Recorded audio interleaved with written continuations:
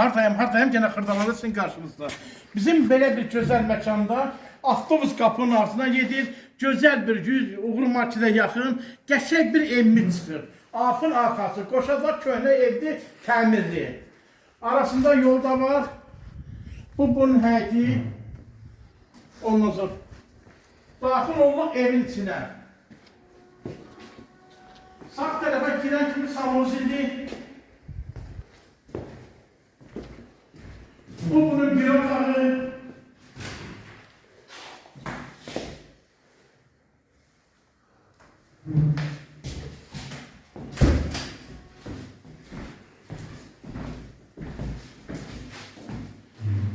Bura bunun kəlburu, yaxşı bir kəlburdur. Bu bunun ikinci otağı. Otaqlar hamısı işıqlı.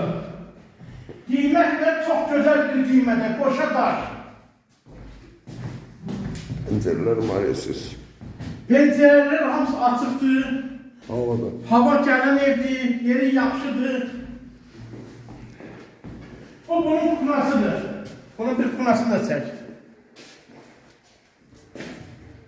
Bu bunun üçüncü otağı. Gözəl bir evdir, qəşəng bir evdir. Bu da bunun dördüncü otağı. Dört otaqlı ev. Yola yaxın. Qapıdan çıx bir avtobusa. Qoşa daş. Qiyməti 59 min deyəcək. Aşağıda yeri var.